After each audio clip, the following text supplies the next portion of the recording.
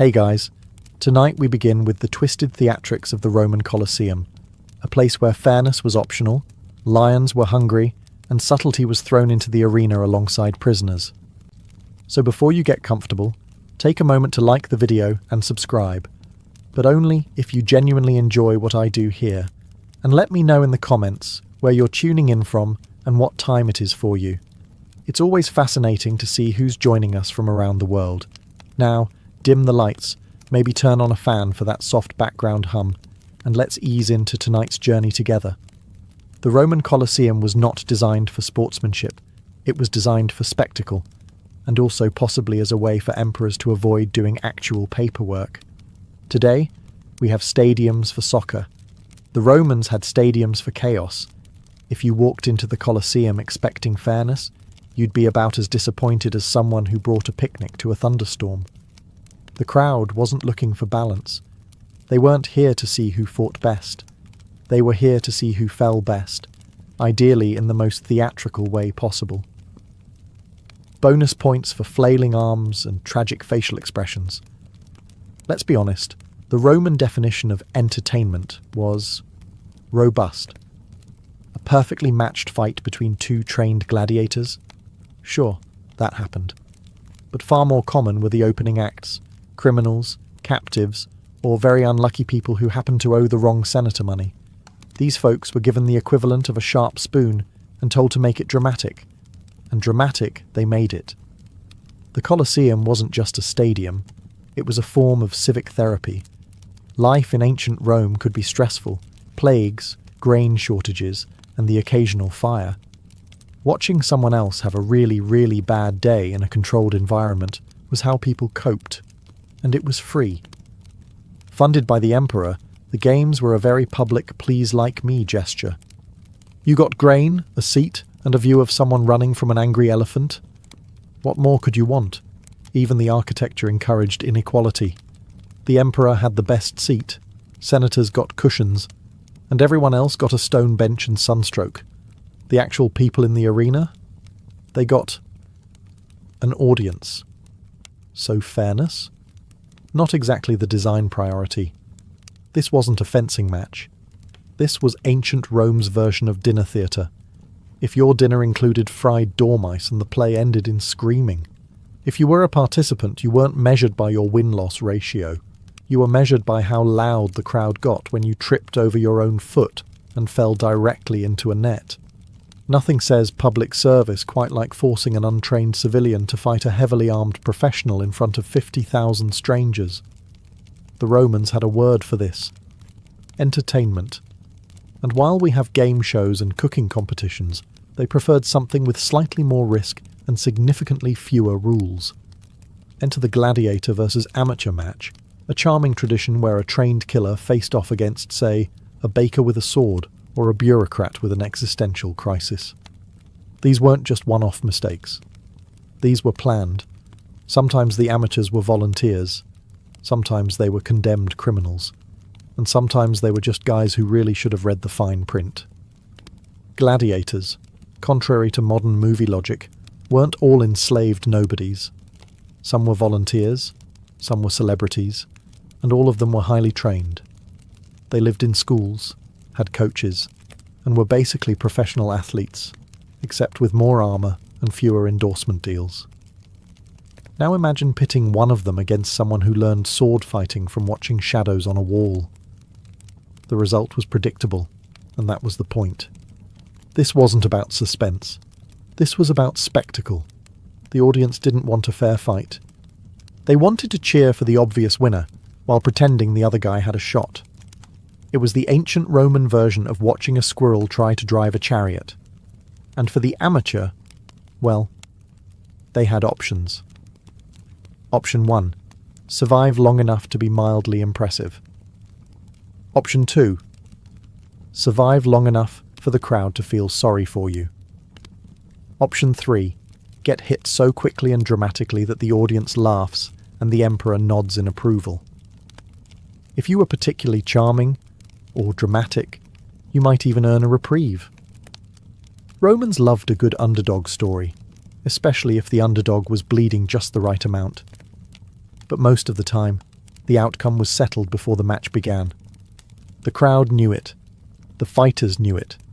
Even the guy sweeping the sand probably knew it.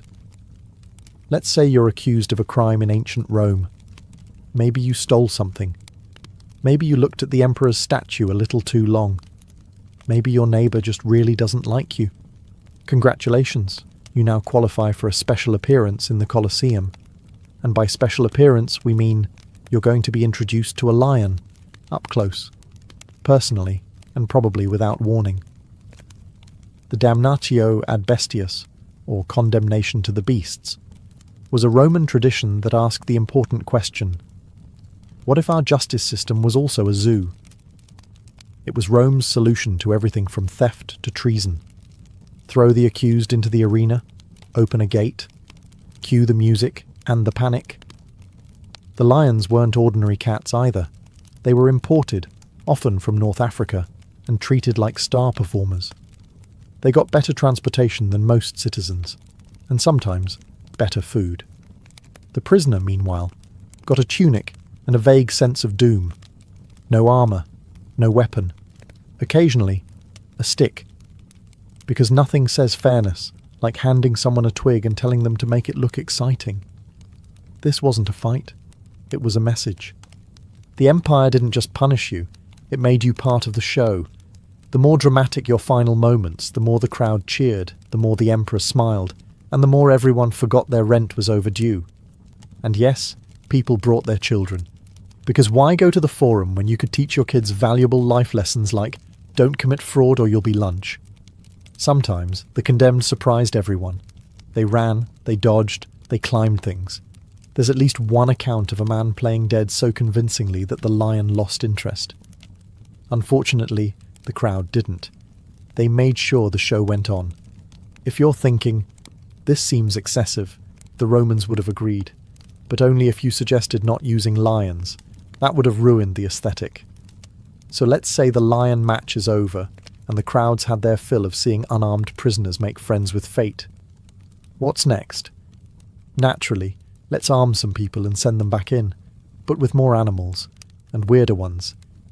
Enter the Venationes, Rome's version of man versus wild, if the wild was extremely annoyed, and the man was wearing gladiator sandals. These were staged hunts, where specially trained fighters, or, let's be honest, whoever was available and didn't owe too many favours, were given weapons and told, try not to look nervous. The Colosseum would be transformed into a faux wilderness. Fake trees, imported sand, maybe even a bit of shrubbery if someone had the budget. Then wild animals were released. Leopards, bears, ostriches, rhinos, crocodiles, basically anything that could stomp, charge, or deeply confuse an audience. Fighters were expected to battle them with spears, nets, or in some cases, absolutely nothing helpful. There are stories of men sent in with slings or sticks, which is exactly as effective as yelling please stop at a charging boar. And here's the twist, it still wasn't a fair fight, just in the opposite direction. Sometimes the animals were sick, drugged, or starved to make things manageable. Other times they were just dumped into chaos, unsure if they were supposed to attack or audition for a tragedy. Not that it mattered. The goal wasn't survival. It was spectacle. Did the crowd care about the animals? Not especially. If a rhino managed to flip a man into the air like a decorative coin, they cheered. If the man somehow won, they cheered louder. There was no losing, just entertainment. And occasionally, the animals teamed up. In one account, a bear and a lion supposedly ignored the humans and started fighting each other. The crowd adored it. The organizer probably got promoted. It wasn't hunting. It wasn't combat.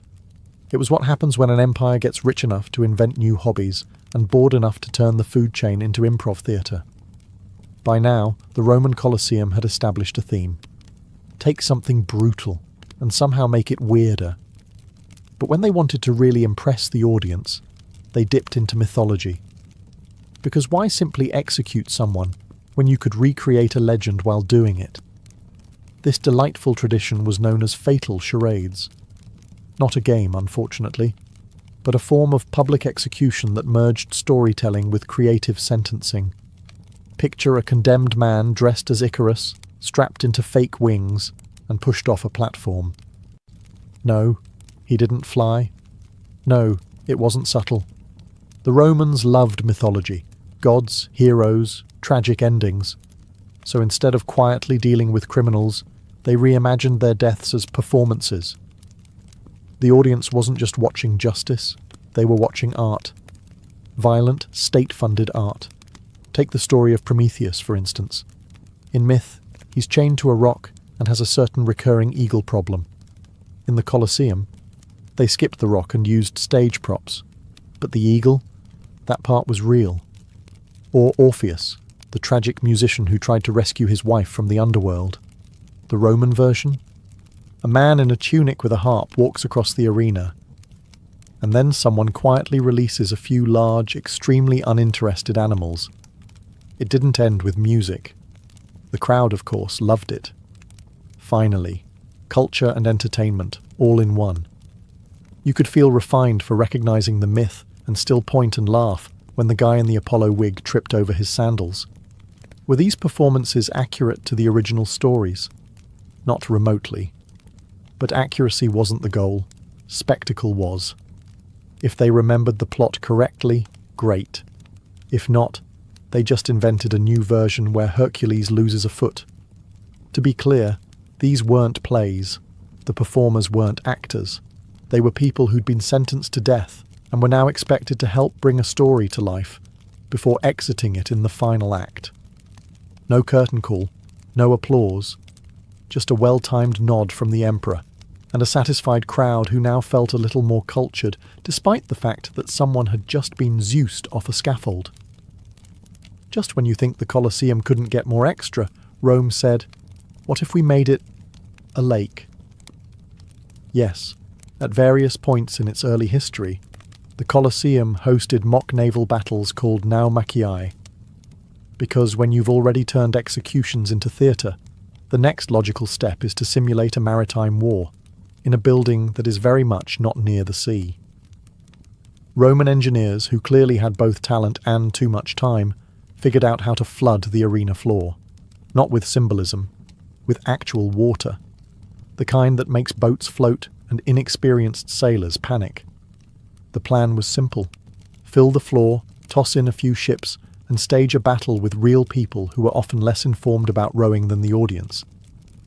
Sometimes these mock battles reenacted famous sea clashes. Other times, it was just teams of captives told, row, fight, and try not to look like you've never seen an oar before. And let's talk about those boats. They were smaller than real warships, of course. You try fitting a full fleet into an amphitheatre and see how far you get. But they were still decked out with paint, flags, and very real weapons, which meant there was a good chance that someone was going to fall in, or be pushed in, or just jump in because it seemed like the better option. The audience watched from above like cruise passengers watching a buffet fire, equal parts confused and delighted. Nobody really cared about naval tactics. They wanted to see if someone fell off the boat in a dramatic way, bonus points if they screamed something poetic while doing it. And yes, there were moments of drama, ships colliding, fighters leaping across decks, people accidentally poking their allies with spears. Honestly, it was less naval strategy and more floaty chaos with costumes. Eventually, the Colosseum stopped flooding itself for these shows, probably because it turns out water and ancient concrete don't make the best long-term couple. But for a while, Romans got their sea battles, their splashing, and their laughs, even if half the participants couldn't swim and the other half couldn't steer. Sometimes even staged combat wasn't dramatic enough. That's when the organisers rolled out the party pack, blindfolds, shackles, mismatched weapons, and a general disregard for the laws of physics or common decency. Why? Because fairness is boring. But watching someone try to fight blindfolded, hilarious. For everyone except the person wearing the blindfold. One popular twist was to take a perfectly competent fighter and make their life significantly harder for entertainment's sake. Remove their armour, shorten their weapon, or give them something completely useless, like a net, or worse, a wooden sword. Nothing says good luck, quite like stepping into the arena holding what is essentially a stick from a child's toy set. Then there were the shackles. Fighters were sometimes chained by the ankles, wrists, or both. Because clearly, if you've already trained to survive an armed duel in front of thousands, what you really need is to be physically restrained while doing it. Bonus: it makes dodging a lot more interpretive. Some were forced to fight while tied together. Yes, to each other. It was called the three-legged race of doom. Okay, not officially, but it should have been. Imagine trying to survive with someone else's panic dictating your footwork. One stumbles, both fall, and the crowd loses its mind. Of course, these gimmicks weren't used on just anyone. Gladiators were investments. The ones who drew crowds and had reputations were spared the most ridiculous setups, unless the audience was bored and the emperor wanted a laugh. Then all bets were off, and let's not forget the occasional surprise opponent. You think you're fighting one guy, and suddenly a trapdoor opens and out comes a second one, or even better, something with claws. Imagine a WWE match where the floor randomly spits out a bear. Ancient Rome did that, but sincerely. None of this was in the rulebook, mostly because there was no rulebook, just a checklist. Is it entertaining? Is it absurd? Can it be cleaned up before the next match? You might assume that the Roman Colosseum, in all its chaotic brilliance, gave its audience a break between events. A moment to stretch, grab some olives, maybe talk about how well the gladiators were accessorized. And technically, yes, there was an intermission, but in true Roman fashion, even that was turned into a performance. Welcome to the Meridiani, the midday break. While the morning had beast hunts and the afternoon promised gladiator duels, lunchtime was reserved for something a little more procedural, public executions, because nothing pairs with your midday bread roll quite like the empire's idea of due process. These executions weren't spontaneous. They were scheduled, organised, timed with the precision of a stage play. The condemned, usually criminals, deserters, or people who had annoyed the wrong bureaucrat, were brought out for the crowd to see justice being served, loudly and without any red tape. No one was expecting drama. This wasn't a fight. It was a warning. Don't be like this guy, the Empire said. Also, please enjoy your olives. And the methods, well, let's just say they were creative. Sometimes it was quick, a clean finish and on with the show. Other times, it was needlessly elaborate, especially if the person had made headlines. The Romans believed justice should be efficient, theatrical, and ideally sponsored by someone in a toga. The crowd by this point was used to it. Kids asked for better seats. Merchants hawked snacks. No one blinked. If anything, they got annoyed when it ran long. "Come on," someone would mutter. "We're just here for the real matches." That's what makes this part so absurd.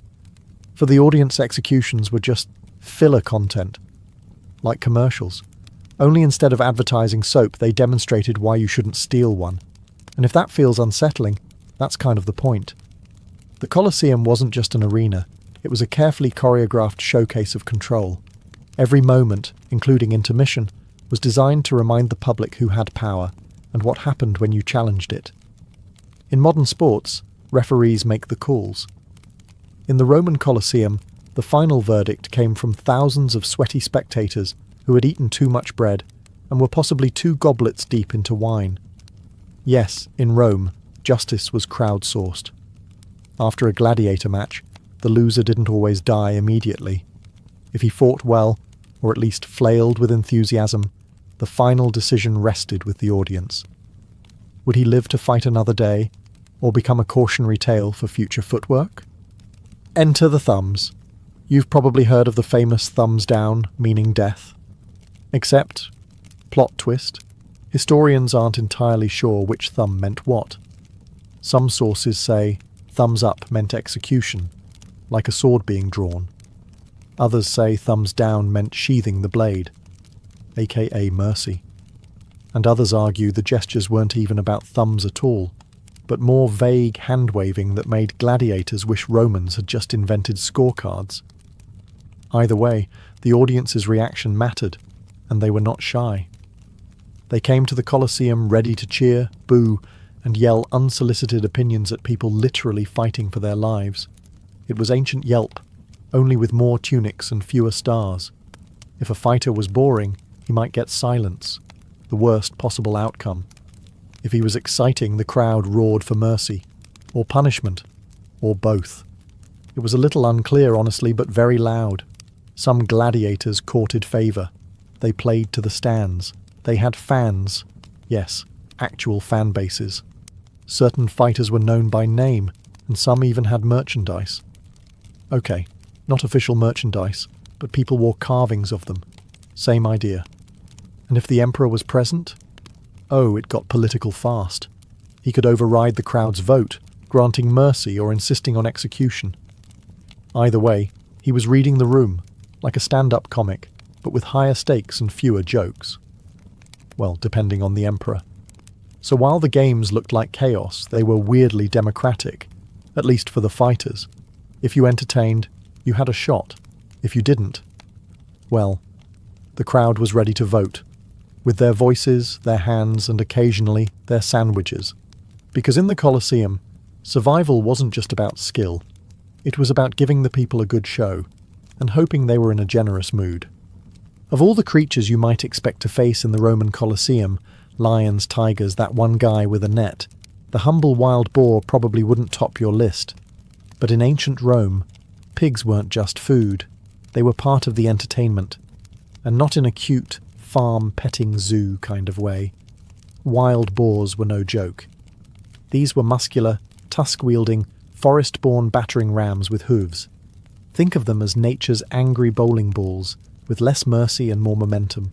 Now imagine one of them charging at you, in front of a cheering crowd, while you try to look heroic in a leather skirt. Gladiators were trained for many things, but pig strategy was not high on the curriculum.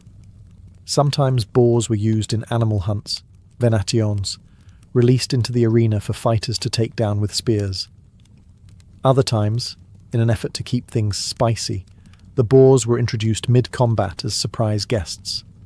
Nothing livened up a duel like a 300-pound pig sprinting across the stage uninvited. In at least one event, records describe an animal so aggressive that it charged through props, ignored its handler, and nearly ran into the front row. The Romans loved it. Nothing says great public funding like airborne pork.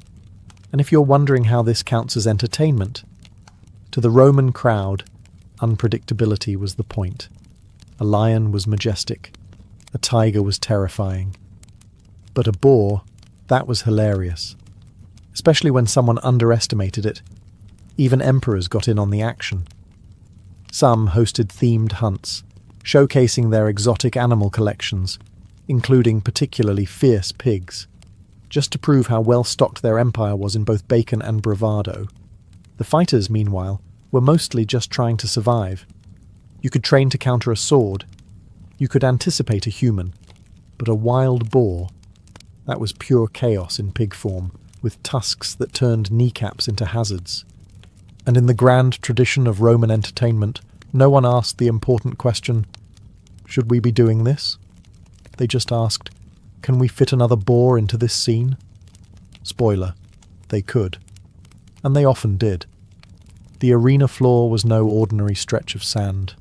Beneath it lay a labyrinth of tunnels, cages, lifts, and pulleys, all carefully designed to ruin someone's afternoon. These mechanical marvels allowed stagehands to raise animals, props, or sometimes entire set pieces into the arena with unsettling theatrical timing. You're a gladiator, mid-fight, sweating under the Roman sun, and just as you're about to win, boom, the floor opens and out comes a leopard. Not part of the match, just bonus content. This was not accidental. Roman event planners, yes, that was essentially a real job, loved surprises. Why have a normal duel when you could turn it into an obstacle course with hidden lions? And it wasn't just animals. Sometimes chariots would roll out, sometimes fire pits, sometimes large wooden constructs meant to represent mythological backdrops, like the underworld or a poorly made volcano. all of it designed to keep the crowd engaged and the participants deeply confused. It turned combat into theatre, and theatre into absolute chaos.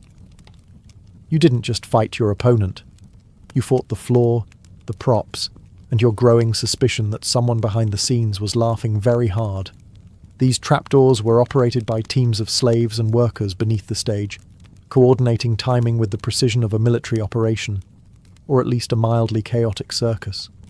One wrong lever, and suddenly a bear appeared in the wrong scene, or worse, didn't appear at all, leaving two fighters awkwardly circling each other for 20 minutes. To the audience, it was thrilling. To the combatants, it was a lesson in humility and ankle awareness. Because in the Colosseum, you weren't just facing opponents. You were facing architecture, stage design, and the Roman Empire's deep commitment to surprising people with unpleasant things. If the gods truly favoured the brave, then surely they also appreciated the ones who managed not to fall through a trapdoor mid-victory pose. At first glance, Gladiator versus Gladiator matches sound like the fairest part of the Colosseum schedule. Two trained professionals, well matched, facing off in front of a roaring crowd, like ancient UFC but with better outfits. But of course, this is Rome. And fairness, as always, was optional. While some bouts were evenly matched, for dramatic tension and crowd investment, many others were rigged faster than a politician's re-election campaign. One fighter might be a seasoned veteran with years of arena experience. The other, a terrified rookie who'd just figured out which end of the sword was the business end, and don't get too attached to the idea of standard weapons either. Sometimes one fighter got a gladius and a shield, the other got a net and a trident, not because it made tactical sense, but because the crowd liked variety and someone in event planning had a flair for chaos. These odd pairings had names. The Secutor versus the Retiarius, trident guy, was especially popular. One had armour, a big helmet, and traditional gear. The other wore almost nothing, carried a glorified fish fork, and relied on dodging for dear life. It was less battle of equals, and more, can Speedy McBareFeet avoid being flattened? Why the mismatches? Because Rome loved contrast. The sight of two identically armed fighters was boring. But throw a bulky armoured tank against a wiry, nearly naked rope flinger. Now that's entertainment. And if one gladiator had a growing fan base or a sponsor to impress, the match might be tilted in his favour.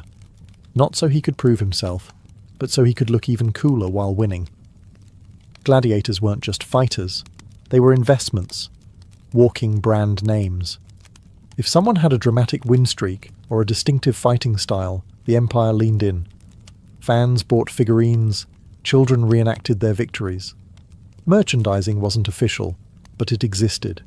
So yes, sometimes they were handed an easy victory just to keep the legend alive. The losing fighter, well, he was either forgettable or unlucky. Possibly both. Because in the Colosseum, balance was an illusion. The audience didn't come for sportsmanship. They came to see someone outmatched, and hopefully outmaneuvered. And if that person somehow won anyway, now that was a story. If you thought the Roman Colosseum was just about swords and sand, think again. It was also about spin, and not the kind that happens when someone gets hit too hard and falls in a dramatic spiral. No, this was politics. The Colosseum wasn't just a place to entertain the masses. It was a PR machine, custom built to remind everyone exactly who was in charge. Every event, every match, every oops we released two tigers moment was part of a carefully curated imperial message. Obey or else. Executions weren't just punishments, they were statements. Traitors, rebels, or just people who annoyed powerful senators were dispatched publicly and theatrically, often with backstory and staging. One day, you're in a scroll with a bad opinion. The next day, you're playing Fallen Hero number 2 in a reenactment of a myth you didn't ask to be part of. And the Emperor? He wasn't just watching, he was starring. He sat in the best seat, naturally, dead centre, plenty of shade, and just close enough to the action to nod thoughtfully when someone was decapitated, artistically. The crowd watched him as much as the fights. His reactions mattered. If he gave a thumbs up, it wasn't just a gesture. It was a headline. Some emperors used the games to build favour. Bread and circuses, remember? Keep the people fed and distracted, and they won't notice the empire's budget falling apart. Others used it to intimidate. A public execution here, a surprise lion there, all very motivating. And if you were lucky enough to be a popular gladiator, you could even be used politically. Fight well, and you were proof of Rome's strength. Refuse to die properly? Suddenly you were a liability. Sometimes entire events were staged around political narratives. Celebrating a military victory? Great. Let's reenact it in the arena with extras and actual casualties. Hosting a foreign dignitary? Let's show them a good time with tigers. Nothing impresses a visiting official like a guy in armour jumping over a hippo. So yes, the Colosseum was Rome's most violent press conference. Every splash of sand and dramatic collapse was part of the empire's broader messaging strategy. Rome is strong, Rome is glorious, and Rome is definitely watching. With all the mismatches, trapdoors, weaponized pigs, and political overtones, why did the Colosseum stay open for so long? Simple. Rome was addicted to spectacle. These weren't just shows. They were cultural events, political tools, social glue, and occasionally legally questionable therapy for a civilization that desperately needed hobbies. The empire was big, complicated, and frequently on fire, sometimes literally. But give the people a gladiator match, and suddenly everything felt stable. The formula worked. A bored, overtaxed citizen might complain about grain shortages, but toss them a seat in the Colosseum, a snack, and a front-row view of someone wrestling a panther in a wig. Suddenly, life wasn't so bad. That's Empire Building 101. Distract, dazzle, repeat. And emperors loved it. The games gave them instant approval ratings. Want to win the crowd after raising taxes? Host a week-long festival? Accidentally insulted the Senate? Release some flaming chariots and tigers? Want to make a general feel insecure? Have his enemy play the hero in a restaged myth and forget to tell him it's a metaphor? The Colosseum was the original social media feed. Constant updates. Constant drama. A place where careers were made, enemies were erased, and your public image could be defined by a single thumb gesture. No comments section, though. Just roaring applause or complete silence, which in Rome was basically a downvote.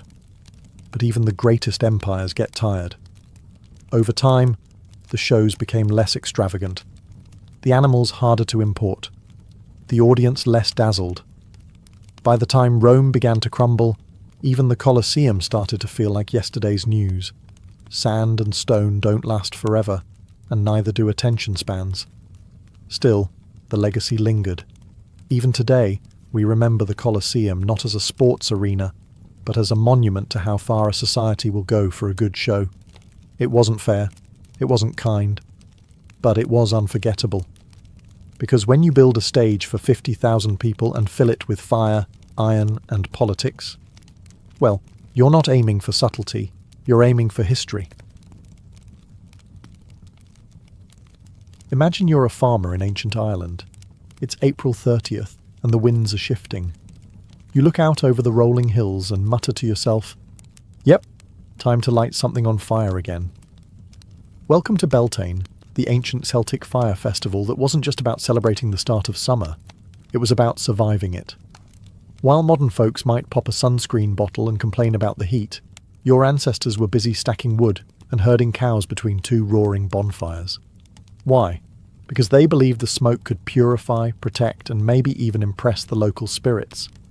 In this world, fire wasn't just a handy tool. It was a living force, a mediator between realms.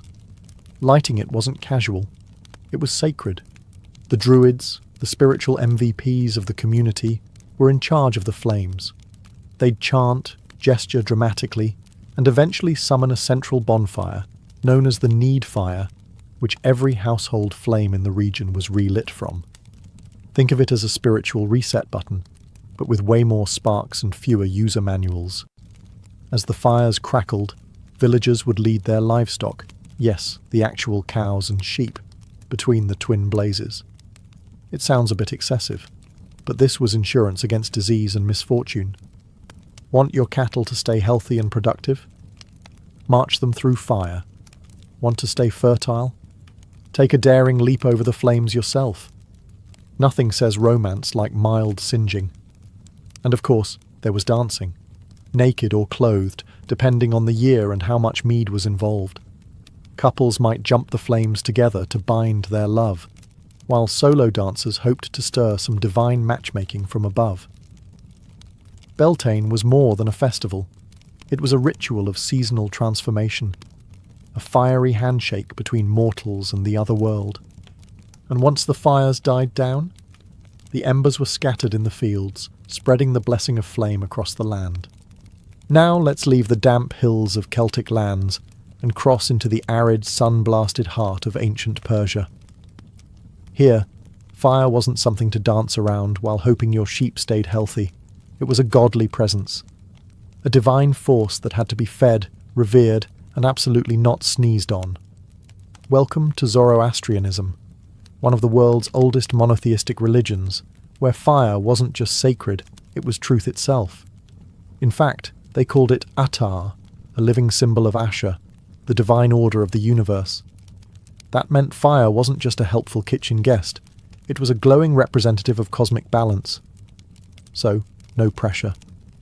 The centerpiece of worship was the fire temple, where priests known as mobeds tended to eternal flames that had been burning for years, sometimes centuries. Think of them as divine janitors with robes, armed not with extinguishers, but bundles of sandalwood and eagle feathers for gentle fanning. The idea was that this flame had to be kept alive, unbroken, unpolluted, undisturbed. Letting it go out? That was basically a cosmic offense, a divine oopsie on a legendary scale. These fire rituals weren't limited to static worship either. During major festivals like Sadeh and Chahashanbe Suri, whole communities would light bonfires in public squares to celebrate creation, rebirth, and the ever-ongoing battle between light and darkness. People would leap over the fires while chanting things like, "Give me your red colour, take away my sickly pallor," which, let's be honest, is basically the ancient Persian version of New Year, New Me. Sparks weren't just metaphorical in these moments.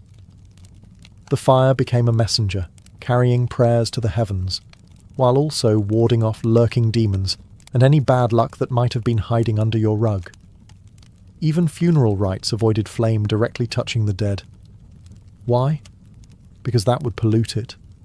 Fire needed to stay clean, pure, and judgment-free, like an eternal therapist who's seen it all but never says a word. In the Persian view of things, fire wasn't something to be tamed. It was a sacred thread connecting humanity to the divine blueprint of the cosmos. A warm, flickering flame, yes, but also a blazing reminder to keep your soul and your kindling in good order. Now we jog, literally, into ancient Greece, where fire festivals weren't just holy ceremonies, they were full-on athletic competitions. Because when the Greeks honoured the gods, they didn't just pray, they sprinted, with fire. The torch race, or lampododromia, was the signature event. Imagine a sacred relay where runners passed lit torches like flaming batons across Athens, and the goal wasn't just speed, it was to keep the flame alive. If you dropped your torch or let it go out, disqualified. Congratulations, you've failed both your city and the divine. These races were held in honour of gods associated with fire and knowledge. Hephaestus, the forge god, and Prometheus, the rebellious titan who famously stole fire from Olympus and gave it to humanity. A bold move that earned him eternal liver-pecking punishment from Zeus, which, in Greek mythology, counts as a light slap on the wrist. The torch race wasn't just sport, it was ritual theatre. By keeping the flame burning, runners symbolised the endurance of divine wisdom passed down to mortals. It wasn't enough to possess the fire. You had to prove you could carry it without fumbling like a butterfingered apprentice in Hephaestus's workshop. And this wasn't a casual jog through the olive groves. The races were often held at night, the only light coming from the flaming torches bouncing through the darkness, casting shadows across temples, columns, and confused livestock. The visual impact was intentional. The gods were watching, and you better make it look epic. There were also deeper symbolic layers. Prometheus's gift of fire wasn't just warmth or cooking fuel. It represented intellect, transformation, rebellion. In honouring him with torch races, the Greeks weren't just reenacting a myth. They were subtly reminding themselves of their own clever defiance, their pursuit of civilization, even if it came at a divine cost. Winners received a crown or a small statue, possibly even a jar of olive oil, because this is Greece we're talking about. But the real prize was glory, and maybe a temporary break from angry gods smiting your crops. So the next time you see a modern Olympic torch relay, know that it's not just a sports tradition. It's a flickering echo of Greek reverence for stolen fire, cosmic rebellion, and the timeless art of running really fast while not burning your eyebrows off. From Greek torch relays, we now turn east to ancient India, where fire wasn't stolen from the gods. It was the god. Meet Agni, the Hindu god of fire, who wasn't just a deity of warmth and light, but a cosmic postman. His role? Deliver offerings from earth to the heavens, through fire, with perfect reliability. No lost packages, no customer service line. In Vedic rituals, the sacred ceremonies of ancient India, Agni was the bridge between humans and gods. Any prayer worth its salt needed fire. And not just any fire, it had to be lit properly, fed with clarified butter, ghee, basically the holy nectar of every ritual, and accompanied by mantras. These were called yajnas, and they were so important that priests devoted their entire lives to mastering them. Think of it as spiritual pyromania, but with a lot more incense and fewer insurance claims. In a typical yajna, a sacred fire pit called a Havan Kund was constructed, often in intricate geometric patterns aligned with celestial forces. The fire had to be coaxed into life using friction or sacred chants, not a matchstick in sight. And once it was lit, Agni became alive. You weren't just watching a fire, you were making eye contact with a god. But this wasn't a one-time thing. The most devout households kept eternal fires burning, flames that never went out, passed down from generation to generation. If a fire died, it wasn't just inconvenient, it was a spiritual emergency. Some even believed it could disturb cosmic balance. Imagine being the guy who accidentally spilled water on a divine flame. Oops doesn't quite cover it. Fire festivals like Lori and Makar Sankranti later evolved to carry this Vedic legacy into seasonal celebrations, marking agricultural transitions with bonfires, songs, and offerings. It was joy wrapped in smoke, purification dancing in sparks, and unlike some traditions where fire was kept at arm's length, here it was intimate, living, and profoundly respected. Agni wasn't feared like a wildfire. He was honoured like an ancestor, a witness to every vow, every birth, every passing soul. If ancient India saw fire as a divine messenger, then ancient Egypt saw it as the very breath of the sun, God himself. Fire here wasn't just a flicker, it was cosmic authority, embodied in Ra, the sun god who rode across the sky in a blazing solar bark. And every night, he fought off a chaos serpent in the underworld, powered entirely by radiant, celestial fire. No pressure, Ra. But let's zoom in on the human rituals, because while Ra handled the solar commute, Egyptians celebrated with flame too. Fire wasn't used for warmth.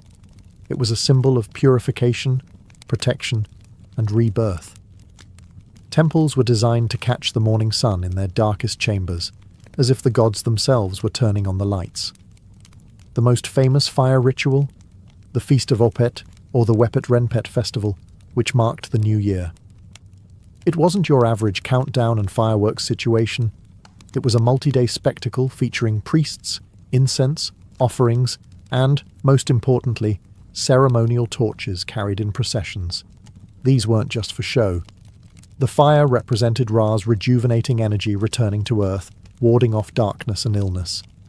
It was like spiritual pest control, but with sacred pyrotechnics. Even in funerary practices, fire played a crucial but carefully managed role. Egyptians didn't cremate, that was a little too final for them, but they burned incense and sacred oils during burial rites. The smoke rising from the offerings was believed to carry the soul's essence upward, helping it journey safely into the afterlife. And if the scent happened to please the gods, even better. Priests also maintained eternal flames within temples, particularly those dedicated to Ra or his fiery daughter, Sekhmet. A lion-headed goddess you really didn't want to upset. Her festivals included fire rituals meant to appease her destructive nature. And yes, these sometimes involved beer dyed red to look like blood, because Egyptian gods loved symbolism and mildly theatrical drama. Fire in Egypt wasn't chaotic. It was orderly, celestial, radiant. It came with scrolls, hymns, and complex schedules. Every spark had a script. Now we descend into the jungles and highlands of ancient Mesoamerica, where fire didn't just symbolize life. It was the engine of the cosmos. And keeping that engine running required a bit more than candles and kind thoughts. Among the Aztecs, Maya, and Zapotecs, fire was a sacred force that governed time, agriculture, even human fate. But they didn't mess around with mere festivals. They had calendrical fire resets. Enter the new fire ceremony, held every 52 years, when the Aztec calendar completed its sacred cycle. A kind of cosmic Y2K, only with higher stakes and fewer IT professionals. As the dreaded date approached, all household fires were extinguished across the land. Cities went dark. People destroyed their belongings. They fasted, prayed, and basically assumed the world might end. Then, at midnight, priests ascended a sacred hilltop and performed a heart sacrifice. Only after the heart was burned and the new flame kindled on the chest cavity, yes, really, was the fire declared reborn. From this one divine spark, every household flame across the empire would be rekindled. Fire was rebirth, continuity, and cosmic validation. If the fire failed to light, the sun might not rise again. No pressure. In Maya civilization, fire also played a key role in temple dedications and royal rituals. Newly built temples were awakened with fire. They would literally burn offerings in the central chamber to activate the structure, as if inviting divine tenants to move in.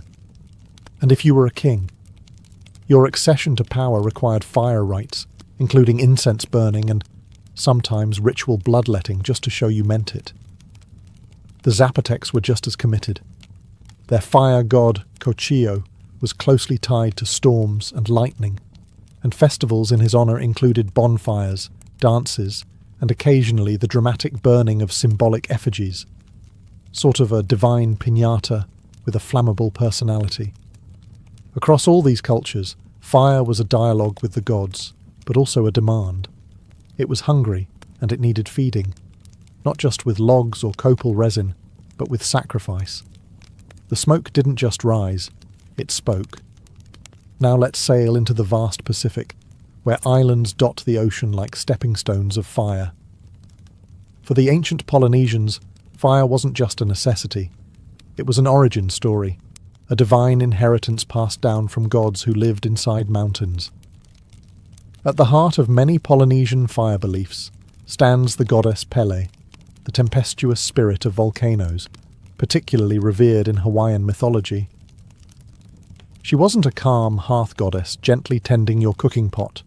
She was a blazing force of nature who created islands with her lava, then destroyed them in a fit of divine rage. Respecting fire in this culture wasn't optional, it was survival. Pele was said to live in the Halema Uma'u crater at the summit of Kilauea, one of the most active volcanoes in the world. When it erupted, it wasn't a natural disaster, it was Pele expressing herself.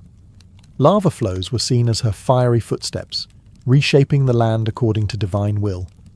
People left offerings near craters, flowers, food, chants, sometimes even hair or nails. Because when a goddess is literally remaking geography, it pays to stay on her good side. Fire festivals in Polynesia took many forms, But one of the most mesmerizing was the Siva Afi, or fire knife dance, still performed in places like Samoa and Tonga. Originally part of warrior rituals, the dance involved spinning flaming knives while leaping, flipping, and generally defying common sense. It wasn't just showmanship, it was spiritual display. The fire knife was seen as an extension of inner strength, a dance with ancestral power. In everyday life, Polynesians used fire to cook in umu, earth ovens, light paths during ceremonies, and communicate with the spirit world. Fire was the bridge between visible and invisible, the earthly and the divine. Even funeral rites involved sacred torches and chants, guiding the soul toward ancestral realms across the sea. Some islanders believed that ancestral spirits travelled on flame, visible in the flickering of torches or the glow of fireflies. To ignore or mishandle fire was to risk offending both gods and ghosts. You'd think the frigid lands of ancient Scandinavia would be too cold and soggy for fiery rituals, but the Norse had a relationship with fire that was anything but lukewarm. In a land of icy fjords and eternal winters, fire meant more than comfort. It meant survival, both physical and spiritual. At the heart of Norse mythology is a cosmic duality, fire and ice. The world itself was born from the clash between Muspelheim, the realm of fire, and Niflheim, the land of frost. When the two collided in the primordial void of Ginnungagap, sparks flew, literally, and out of that chaos came the first being, Ymir, and eventually the gods. So fire wasn't just essential, it was a creator and a destroyer. The most feared fire figure in Norse mythology was Surtur, a fire giant from Muspelheim who, according to prophecy, would ride out during Ragnarok, the Norse apocalypse, with a flaming sword in hand. His mission? Burn the world to ash. You can see how fire wasn't taken lightly. On a more earthly level, fire festivals marked seasonal changes, especially the end of winter and the return of the sun. Celebrations like Yule, which later merged with Christmas, were deeply fire-centric. Great logs were burned for days, hello Yule log, representing the rebirth of the sun. The longer it burned, the better your luck for the coming year. Lighting the Yule fire wasn't just cosy, it was cosmic insurance. Bonfires were also lit during midsummer festivals, where the light was at its peak and spirits roamed more freely. Leaping over flames, a practice shared with other cultures, was believed to grant protection, fertility, and possibly the ability to impress your crush. And when it came to death, fire had the final word.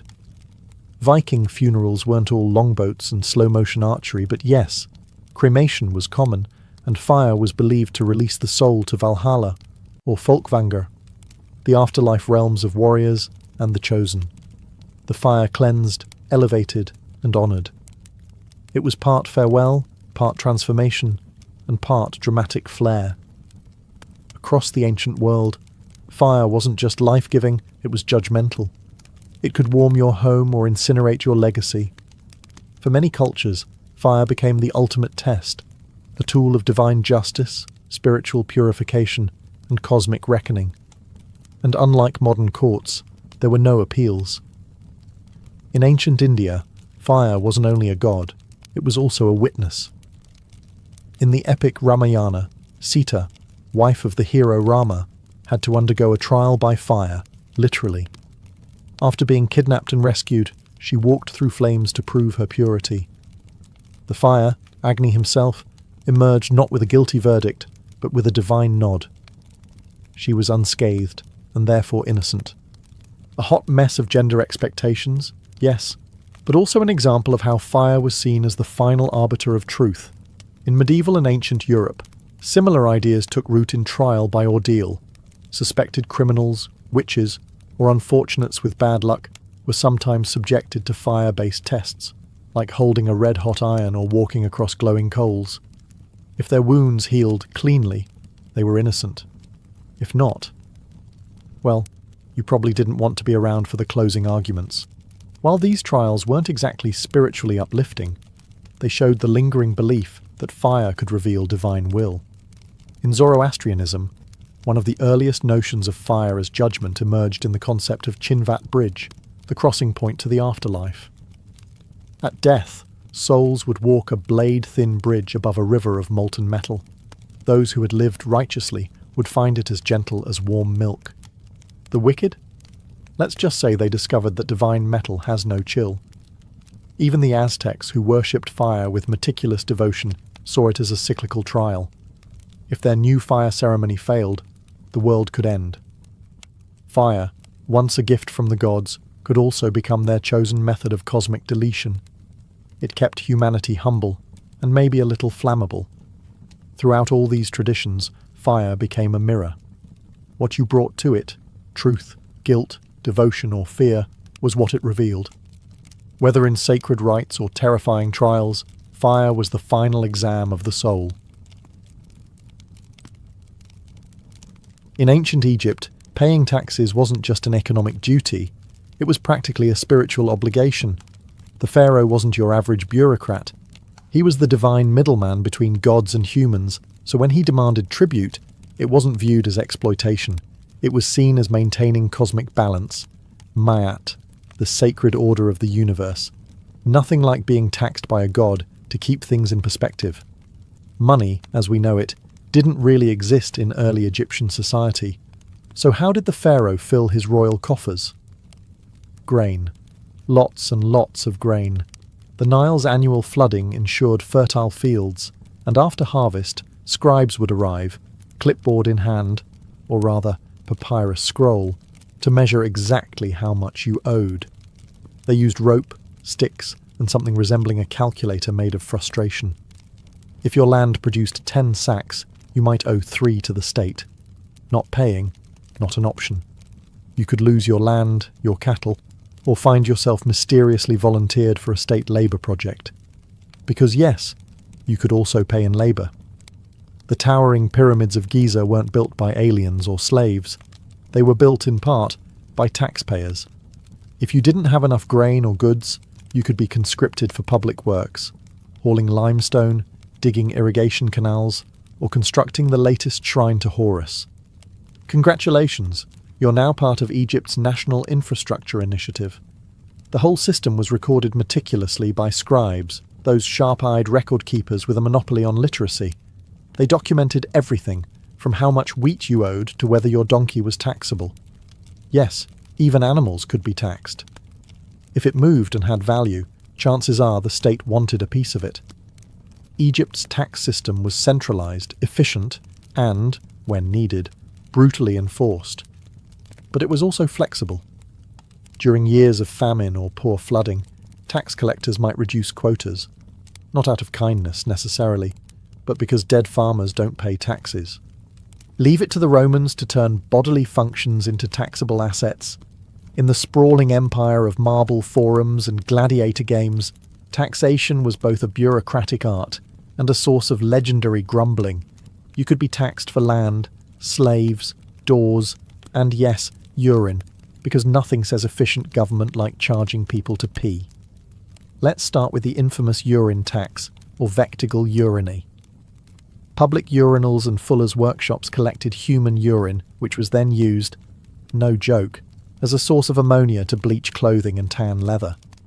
So, when Emperor Vespasian realized this bodily byproduct was chemically useful, he did what any responsible emperor would do. He taxed the collectors.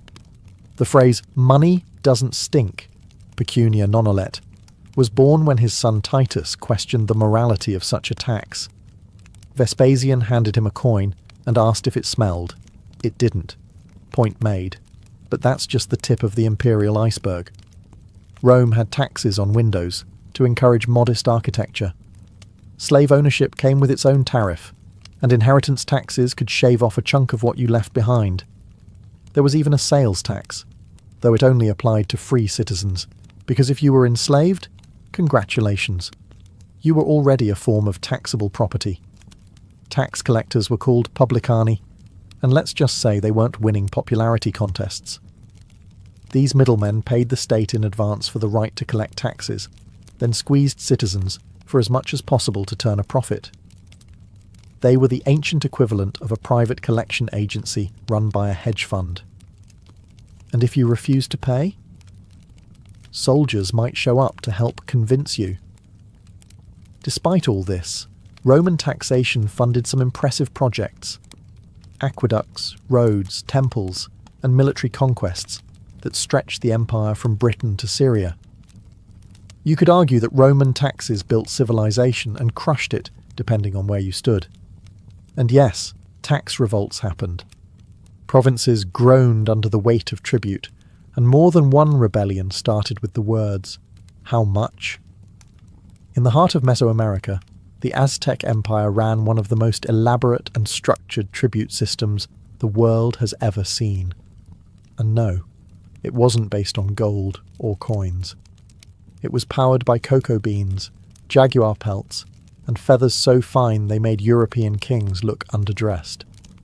Unlike modern tax systems, Aztec taxation was known as tribute, and it operated like a giant imperial wish list. The emperor didn't need your permission. He needed your region's best products, delivered regularly, and preferably without excuses. Every city-state, or altopetal, that fell under Aztec control was required to send tribute, recorded meticulously by scribes known as calpixca. These men carried detailed codices illustrating what was owed. Not numbers, but pictures. Piles of maize, stacks of cotton, bundles of obsidian, and yes, sacks of cocoa beans. Think of it as a pictorial invoice from hell. Cocoa beans were especially valuable, not just as food or drink, but as currency. A handful could buy a tamale, a cloak, or a night out at the local human sacrifice. They were so prized that counterfeiters tried to hollow them out and refill them with dirt. Audacious, yes, but also a crime punishable by death. The IRS of Tenochtitlan did not mess around. Tribute items could range from the delicious, turkey's honey, to the decorative, jade gold dust, to the downright inconvenient, giant logs carried from forests miles away. One province had to deliver embroidered warrior costumes regularly, complete with battle-ready sandals. Another specialised in exotic bird feathers, which were woven into headdresses for nobles and gods alike. Imagine trying to explain to your village why your tax burden is 30 live parrots and 2 jaguar pelts. Sorry, kids, jaguar chasing day again. Failure to pay tribute could result in violent retribution. Aztec tax collectors weren't shy, and rebellious provinces were often met with military reminders. Compliance was a matter of survival, not civic duty. Despite the harsh terms, the tribute system kept the empire thriving. The capital, Tenochtitlan, was a city of floating gardens, gleaming temples, and markets bursting with goods, much of it paid for by the backs of tributary towns. In ancient China, taxation was less about flamboyant punishments or bizarre goods, and more about sheer scale. With a population in the tens of millions, and an empire that seemed to go on forever, China built a bureaucratic tax machine so vast and precise, it would make Roman senators weep into their wine. Let's start with the basics: rice and labour. During the Han Dynasty, peasants were the economic backbone, and they paid taxes in 3 primary forms: grain, cloth, and corvée labour. The grain filled the empire's granaries, the cloth was handed to state officials, and the labour? Well, that meant weeks or months away from home working on canals, roads, or the occasional Great Wall renovation. Think of it as tax season, but instead of paperwork, you're hauling bricks through the Gobi. As the empire evolved, so did its taxes. The Tang dynasty introduced the two-tax system, which was meant to simplify things. It required twice-yearly payments, once in summer, once in autumn, calculated according to how much land you owned and how many people you had lying around eating your rice. In theory, it was fair. In practice, tax collectors had a flexible understanding of fair, and then came the salt tax, the quiet empire builder. Rather than taxing everyone equally, the government slapped a heavy tax on salt, a daily necessity. Everyone needed it, especially in a time before refrigerators, and so the state made a fortune. For centuries, Salt revenue funded armies, palaces, and bureaucrats' pensions. It's no exaggeration to say salt underwrote dynasties. But taxation wasn't just about funding. It was about control. Census taking was practically an art form, as were land surveys and household registries. The goal? To know exactly how much rice you grew, how many sons you had, and whether you were hiding a second ox behind the barn. Of course, it wasn't all order and harmony. Excessive taxation was one of the top causes of peasant revolts, like the Yellow Turban Rebellion, which exploded in the late Han period. When farmers are starving and still being asked for 30% of their rice, bad things tend to happen. Long before modern accountants began asking for your W-2s, ancient Mesopotamians were already inventing the fine art of taxation. With clay tablets, reed styluses, and absolutely zero tolerance for creative deductions. In the land between the Tigris and Euphrates, the Sumerians, Babylonians, and Assyrians created the world's first tax system, and with it, history's first recorded complaints about taxes. Instead of paper forms, scribes etched tax records into soft clay. These cuneiform tablets, thousands of them, documented everything from barley contributions to livestock tallies. If you think your local tax office is slow, try waiting for your grain levy to be logged by a man scratching symbols into mud. The staple tax? Barley. In early city-states like Uruk and Lagash, farmers paid a portion of their harvest to the temple or palace. And the temples weren't just religious centres, they were full-blown economic hubs with tax officials, storerooms, and surprisingly stern priests. But grain wasn't all. Mesopotamians taxed fishermen on their catch, traders on their goods, and craftsmen on their workshops. Even donkeys weren't safe. If you had a working donkey or a cart, congratulations, you were now a small taxable transport business. Under the Babylonian king Hammurabi, taxation became even more structured. His famous legal code, one of the oldest in the world, laid out penalties for tax evasion, overcharging officials, and cheating the system. In some cases, the punishment wasn't just a fine, it was death or dismemberment. So if you ever feel like your modern tax form is harsh, remember, at least it doesn't come with a potential amputation. One unique feature of Mesopotamian taxation was its integration into public works. Citizens might pay taxes in bricks, silver, or labour, helping build canals, ziggurats, and city walls.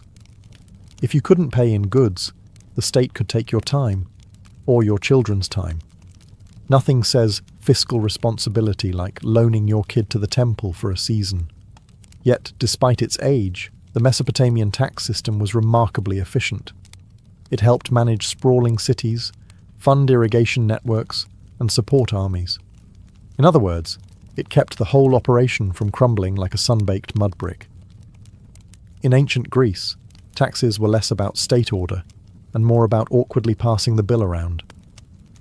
Unlike centralized empires like Egypt or China, many Greek city-states, especially Athens, relied on a mix of civic pride, social pressure, and well-disguised tax avoidance strategies.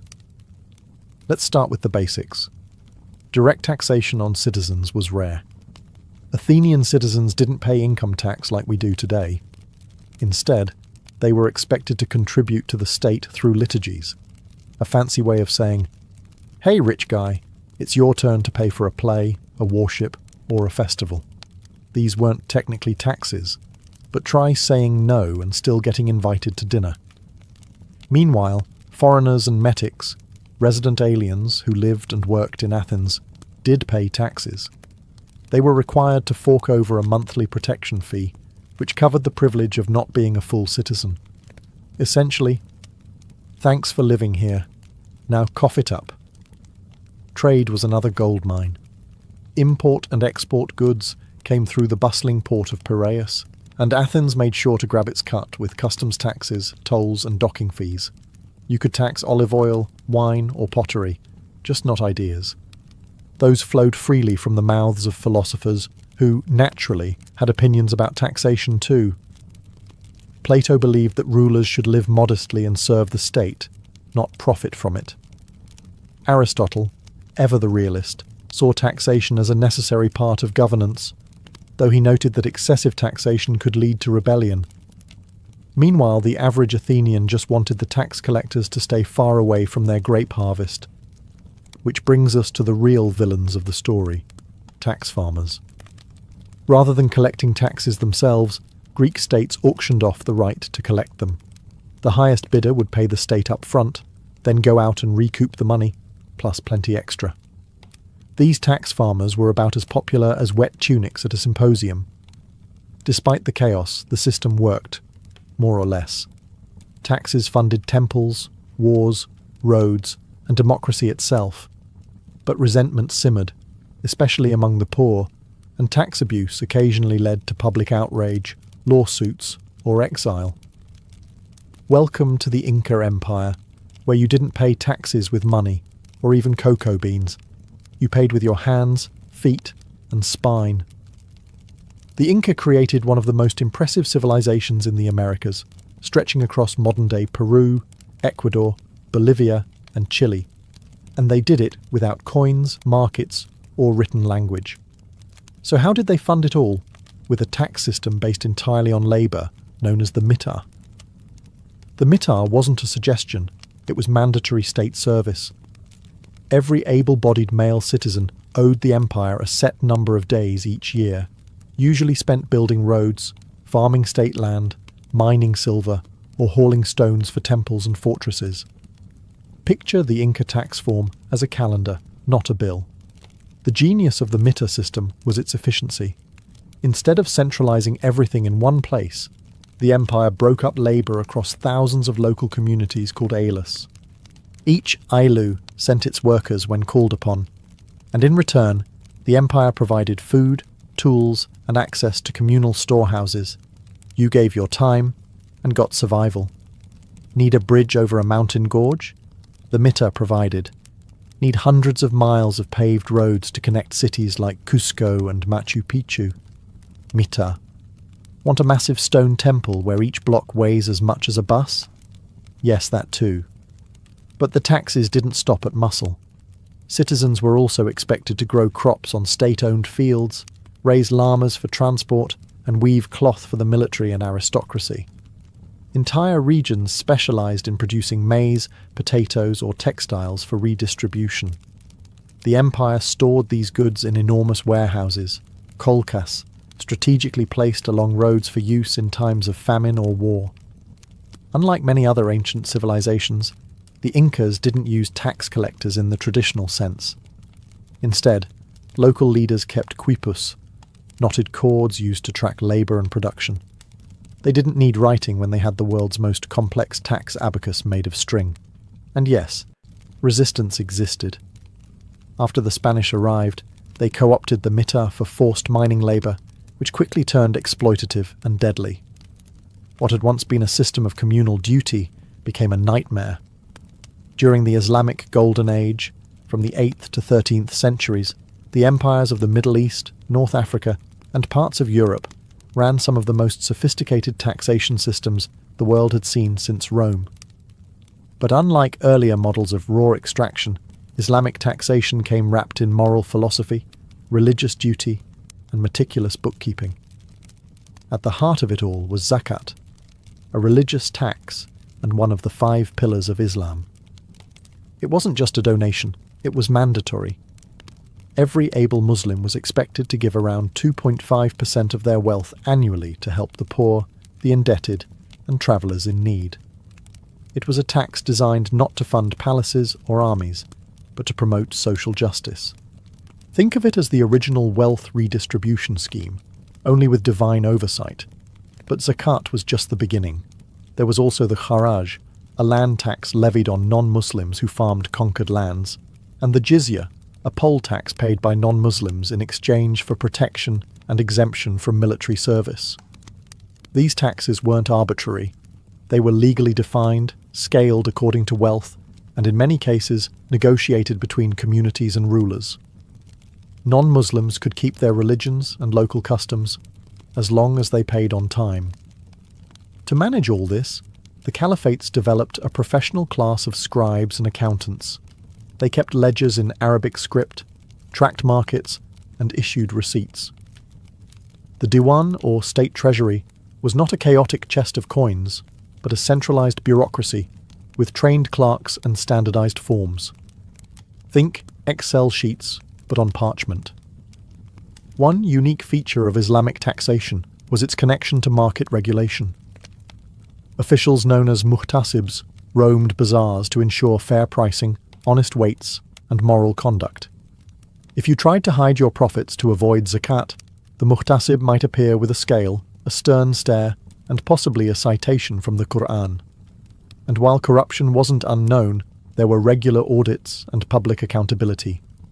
Some rulers, like Umar ibn al-Khattab, were known for walking the streets in disguise, checking that tax burdens weren't crushing the people. In many ways, taxation in the Islamic Golden Age balanced profit with piety. It built schools, hospitals, libraries, and fostered an intellectual explosion that influenced Europe for centuries. In medieval Europe, paying taxes was less about civic duty and more about surviving feudal extortion with most of your limbs intact. While kings and nobles claimed divine right, it was the peasants who felt the weight of every coin, chicken, and bale of hay that disappeared into the tax wagon. The most notorious medieval tax, the tithe. This wasn't a state-imposed levy, but a mandatory 10% of your income paid to the church. That meant a tenth of your crops, livestock, or fish went straight to the local monastery. Refused to pay? You weren't just dodging taxes, you were risking eternal damnation. It's hard to argue with a tax backed by the threat of hellfire. Then came the feudal dues. If you were a peasant, your life was basically a subscription service to your lord. You paid for the land you farmed, for the mill you used, for the oven where you baked your bread. Got married? That was a fee. Inherited your father's field? Another fee. Had a particularly good harvest? Expect a smiling tax collector at your door with his hand out and a list of creative new charges. In England, after the Norman conquest, taxation became even more organised and ominous. The Domesday Book, compiled under William the Conqueror, was a giant survey of who owned what, down to how many pigs you had hiding in the back garden. It was essentially a tax sniper's scope, and no one escaped its gaze. By the 13th century, kings discovered new ways to raise funds, especially for war. In France and England, monarchs began introducing direct taxes on income and property. But with centralised power came centralised resentment. Tax collectors were often hated more than enemy armies. And when the state pushed too far, revolt. The English peasants' revolt of 1381 exploded in response to a brutal poll tax, a flat fee per person, regardless of wealth. It was the medieval equivalent of charging a lord and a farmer the same amount and expecting no one to notice. Spoiler, they noticed. Taxation in medieval Europe was a tightrope walk, enough to fund castles, cathedrals, and crusades, but not so much that it led to pitchforks and fire. And so, from cocoa beans to urine, from rice to forced labour, ancient taxation wasn't just about economics. It was about power, control, and the fragile thread between rulers and the ruled. One coin, one grain, one revolt at a time. To the Vikings, death wasn't the end. It was simply the beginning of a new journey. Life was fleeting, unpredictable, and often brutal. But death, that was where the real adventure began. And depending on how you lived, or more importantly, how you died, you could find yourself in vastly different destinations beyond the grave. The most coveted afterlife was Valhalla, the golden hall of Odin, where slain warriors gathered to feast, fight, and prepare for Ragnarok, the end of all things. To reach Valhalla, though, you had to die in battle. Ideally, while doing something heroic and very bloody. If that wasn't on the menu, there was still Folkvangr, the realm of the goddess Freya, who got first pick of the fallen. It's believed that her hall was equally prestigious, just with fewer head injuries. But not all souls went to warrior paradise. Those who died from sickness, old age, or without enough flair were said to drift to Hell, the shadowy realm ruled by the goddess of the same name. Contrary to modern interpretations, Hell wasn't necessarily a punishment, just a more subdued afterlife, possibly with fewer drinking horns and battle songs. With such an elaborate spiritual map, it's no surprise that Viking funeral rites were carefully staged performances, part tribute, part guidance system for the soul, and part flex for the living. A well-executed funeral showed respect, wealth, and community status. A sloppy one? That was a recipe for haunting, bad luck, or worse, a dishonoured soul wandering without rest. These funerals weren't about closure. They were about ensuring safe passage to the next world and proving that the deceased mattered, both in life and in death. Even the humblest funeral might include offerings of food, weapons, and personal belongings to equip the departed for their journey. And for the elite? The Norse didn't do subtle. Chieftains, warriors, and nobles often received grand send-offs involving ships, flames, burial mounds, animal sacrifices, and entire ceremonies performed with chilling precision. The goal was not just to honour the dead, but to cement their legacy in the sagas and in memory. Because in Viking culture, to be remembered was to live on. The funeral wasn't the final chapter. It was the first page of the afterlife. In Viking society, the dead weren't just dumped in a pit and forgotten. They were prepared with care, intention, and a touch of theatrical flair. If death was a journey, then the deceased needed to be dressed like a traveller, and packed like one too. Once a person passed, their body was washed, combed, and dressed in their finest clothing. This wasn't about vanity, it was symbolic. Cleanliness showed respect, and fine garments helped ensure the deceased entered the next world with honour. A chieftain might be laid out in a rich woolen tunic, his cloak trimmed in fur. A shield maiden might wear embroidered dresses, adorned with brooches and beads. Jewellery wasn't just for show, it was spiritual luggage. Weapons were essential. A warrior might be buried with his sword, axe or spear, along with a shield. These weren't ceremonial props, they were actual tools for the afterlife. After all, if you were going to fight all day in Valhalla, you'd want your favourite blade by your side. Even common folk were sometimes buried with knives or simple tools, suggesting that utility mattered as much as status. The dead were also given grave goods: drinking horns, cooking pots, combs, dice, and sometimes food and mead. It's as if they were packing for a very long trip, with a few snacks and a bit of entertainment. These objects served practical, religious, and sentimental purposes. In some cases, they were deliberately broken before burial, a practice that may have released the object's spirit for use in the afterlife. Social rank played a big role. The wealthier or more important the person, the more elaborate the prep. There are records of servants or slaves being sacrificed to join their masters, though these were rare and usually reserved for high-ranking individuals. It was brutal, yes, but in Viking belief, it was an honour to accompany your lord into the next world. Once the body was prepared, it was laid out for a time, giving the community a chance to mourn, reflect, and say goodbye. This was also when the funerary rituals would begin in earnest. Prayers, chants, and even ritualised storytelling to cement the dead's legacy. To the Vikings, preparing the dead wasn't a grim task. It was an act of love, of respect, and of cosmic responsibility. They weren't just dressing a corpse, they were arming a soul for the journey beyond. When most people think of Viking funerals, they picture a flaming longship drifting into the horizon, sails ablaze, carrying a warrior to Valhalla. It's an image burned into pop culture, cinematic, dramatic, and just a little impractical. But how accurate was it?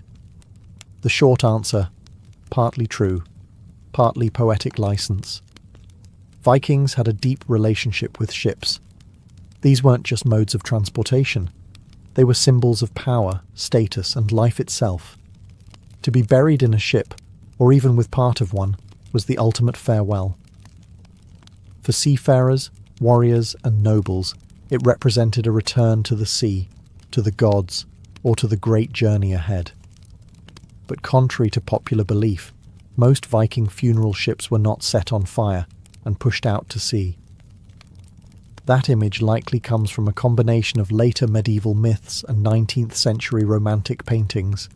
In reality, full ship burials were rare and expensive.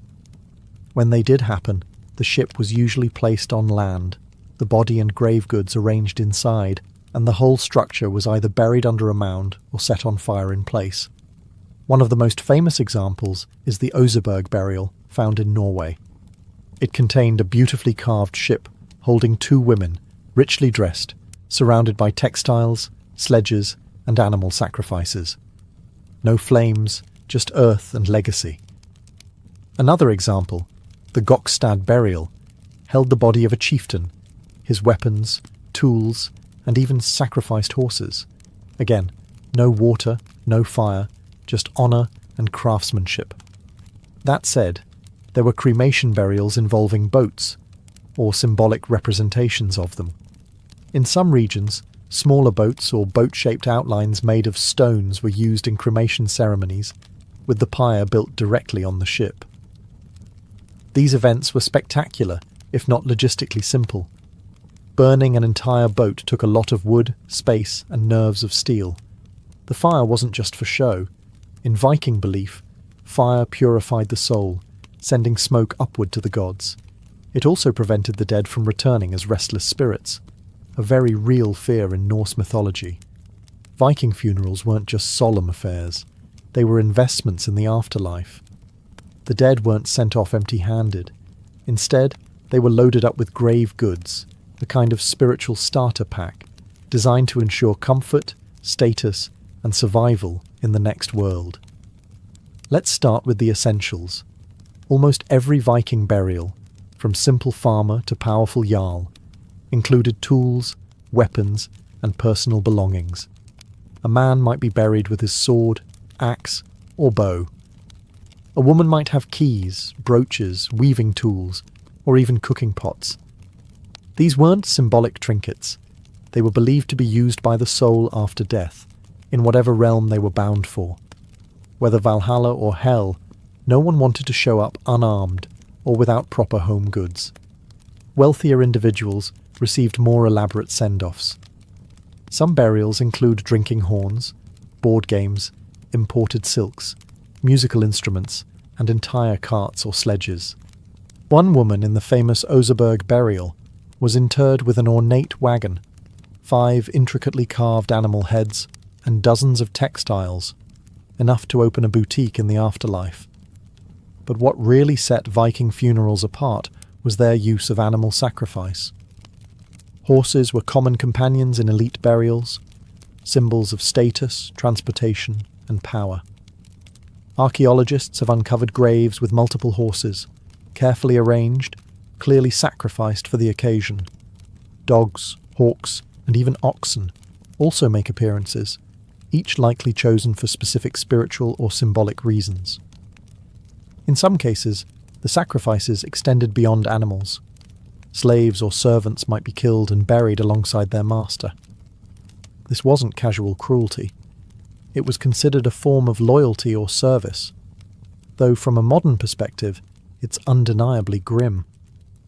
Some accounts, like that of Ahmad ibn Fadlan, describe shocking rituals where a slave girl was ritually killed to accompany a chieftain into the afterlife, believing she would continue to serve him in death. Everything placed in the grave, living or lifeless, had a purpose. The Vikings believed the soul needed support, just as it did in life. Grave goods were gifts, provisions, and protection, meant to carry status and functionality across the cosmic divide. In Viking culture, death didn't just take someone from the world, it left a mark on it. And that mark was often massive, unmistakable, and visible for miles. Enter the burial mound, or hauger in Old Norse, a carefully crafted hill raised over the dead to honour their life, their deeds, and let's be honest, their social standing. These weren't just piles of dirt. Viking burial mounds were deliberate monuments, built with labour and care. A chieftain's mound might be raised over a buried ship or wooden chamber, filled with grave goods and sealed with layers of stone and soil. Some were covered in turf to blend with the landscape, others left raw and stony, a permanent message to the living. Someone important lies here. The size of the mound mattered. Bigger mound, bigger legacy. These weren't just graves, they were status symbols, visible reminders of a family's power, wealth, and ancestry. In some cases, mounds were arranged in specific patterns, forming ship shapes or ritual alignments with celestial events. Yes, Vikings were practical, but they were also deeply symbolic. These mounds also served a communal role. They became sacred places, sites of remembrance and storytelling. Families might gather there for seasonal rituals, feasts, or oaths. The burial mound became a bridge between generations, between the living and the dead. And sometimes they weren't content to bury just one person. Mounds could contain multiple graves, added over time, turning a single burial into a dynastic monument. In this way, land wasn't just occupied by the living, it was claimed by the dead, shaping identity and memory for centuries. Not all Viking burials were so grand. Common folk might receive flat graves or simple stone circles, especially in regions where soil and space made mound building impractical.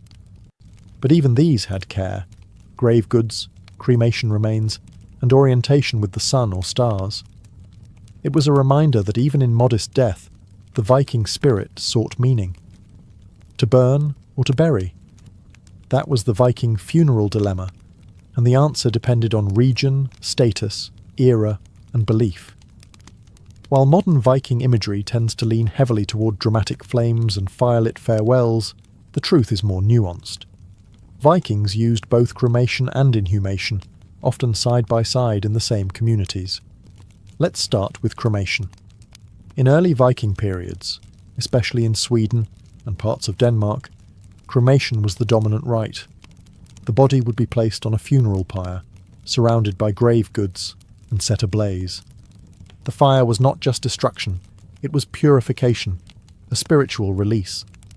The rising smoke carried the soul upward, perhaps to Odin, perhaps to another realm entirely. After the flames died down, the ashes and charred bones were carefully collected, and either buried in an urn or scattered in a stone-lined grave. But cremation wasn't just about reaching the gods, it also served practical purposes. In societies where space was limited, or where wild animals posed a threat to shallow graves, fire made sense. And let's not ignore the psychological side. Cremation ensured the dead didn't return. Norse myths are full of restless spirits, undead warriors, and revenants. Reducing a body to ash made haunting less likely. As time passed, especially by the late Viking Age, inhumation, the burial of intact bodies, became more common, particularly under the growing influence of Christianity. Inhumation was more in line with Christian ideas of resurrection and bodily preservation. But even before Christianity, some Viking communities favoured burial in chambers, ships, or wooden coffins, with the body laid out in full dress, surrounded by goods, animals, and tools. Interestingly, both methods often coexisted. A chieftain might be cremated on a pyre, while his wife was buried nearby. Or cremation might be used for warriors, while inhumation suited farmers and traders. The choice could reflect personal identity, social class, or regional custom. What united both rites was the attention to detail and honour. Whether turned to smoke or sealed beneath a mound, the Viking dead were treated with reverence, as travellers heading into the next world, however they chose to get there. Viking funerals weren't quiet affairs. They were ritualistic send-offs, full of song, storytelling, toasts, and symbolic acts. While the physical treatment of the body, burning, burying, loading into ships, was essential, the rituals of the living were just as important. To die well was one thing, but to be remembered properly, that was immortality. At the heart of many Viking funerals were songs and poetry. Skalds, or poets, played a crucial role in preserving the memory of the deceased. They composed elegies and funeral verses, recounting the person's deeds, their lineage, their victories, and even their personality quirks. These verses weren't just mournful, they were epic, casting the dead in the mould of saga heroes. If you weren't sung about at your own funeral, did you even die a Viking? Funerals also involved ritual toasting, known as the minnie. Drinking horns were passed, mead flowed, and each toast honoured not just the departed, but the gods, ancestors, and fate itself. These were solemn moments, but also deeply social, blending mourning with camaraderie. It was grief expressed with firelight and fermented honey. Offerings were made at the gravesite, sometimes food, sometimes weapons, sometimes blood. Sacrifices, especially of animals, could accompany the funeral, intended to guide or sustain the soul in the afterlife. These rituals were often led by a gothi, priest, or vulva, seeress, who conducted ceremonies with chants, symbolic gestures, and possibly a few unprintable incantations. In wealthier funerals, ritualized performances took place. Ibn Fadlan, the 10th century Arab diplomat, famously described the funeral of a Rus chieftain, likely Norseman settled along the Volga, which involved days of preparation, animal sacrifices, and the ritual killing of a slave girl who volunteered to accompany her master. Though horrifying by modern standards, it reveals the theatrical and religious weight the Vikings gave to death rites. Finally, memorial feasts could be held weeks later. These served to settle affairs, redistribute possessions, and honour the legacy. New leaders might be named, oaths sworn, stories told again. For the Vikings, death wasn't just a loss. It was a story to be told, a song to be sung, and a life to be celebrated with fire, voice, and drink. While fire consumed the body and song carried the soul, stone preserved the name. In Viking society, memory wasn't left to chance. It was carved, letter by letter, into the very bones of the earth. And thus came the rise of the rune stone, one of the most enduring Viking traditions of all.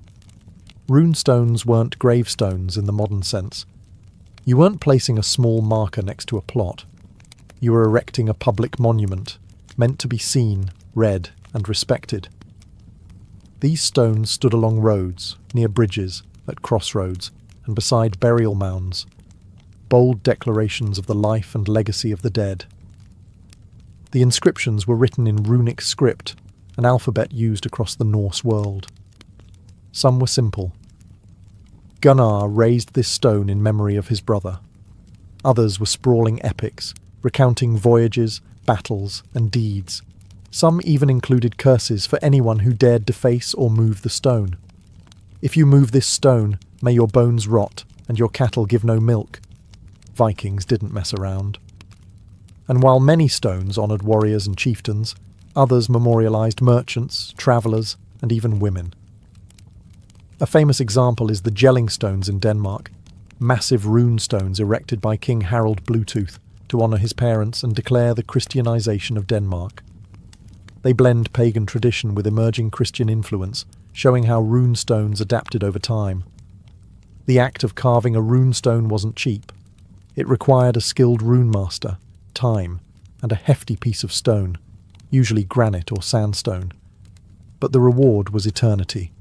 To raise a rune stone was to say, "This life mattered. This person will not be forgotten." Even centuries later, their words still speak across time. Some rune stones included images, ships, weapons, animals, or symbols of power. Others were more abstract, twisting runes into serpent shapes or dragon curves. The artistry was as much a statement as the message itself. In a world of oral tradition, where most stories were passed by voice, the runestone was a physical anchor, an unignorable reminder carved into the world itself. For all their strength and stoicism, the Vikings had one lingering fear that fire, stone, or sword couldn't easily solve: the dead who wouldn't stay dead. Because in Norse belief, not all spirits departed peacefully. Some lingered, some returned, and some refused to leave at all. These were the Draga, restless dead, who rose from their graves with bloated bodies, glowing eyes, and a very bad attitude. They weren't airy ghosts. They were corporeal, dangerous, and spiteful, known to crush bones, break doors, and sometimes sit on sleeping people like a sweaty boulder of vengeance. The Viking version of a horror movie, except you might actually know the guy from your village. What caused a person to become a draugr? Usually a bad death or a bad life. Greedy, violent, or dishonourable people were prime candidates. So were those who had unfinished business, jealousy, revenge, a sword debt, or just a deep hatred for their relatives. A poorly executed funeral could also result in an unhappy spirit. If the burial rites weren't performed properly, or if the grave goods were stolen, the dead might decide to check back in. To prevent this, Viking funerals included protective rituals. Sometimes the body was buried with heavy stones placed on top, to literally pin it down. Other graves show signs of being pierced with spears or stakes, a just-in-case strategy that would make any modern vampire hunter proud. In cremations, the body was burned thoroughly, not just for purification, but to destroy the form the draugr could return in. But not all lingering dead were evil. Some were ancestral spirits, offering guidance or watching over family lands. These spirits, called Fylgjur or Disir, could be protective if treated respectfully. They were often honoured with seasonal offerings and quiet prayers at burial sites. Even the afterlife wasn't free from tension. A warrior's soul might spend eternity fighting in Valhalla, which sounds glorious until you realise it's a forever war with no weekends. The Vikings embraced the idea of struggle, even after death. Ultimately, death was never just an ending. It was a beginning, a warning, a haunting, and a story. The dead were never fully gone. They lingered in smoke, in song, in stone, and sometimes in footsteps you didn't expect to hear behind you.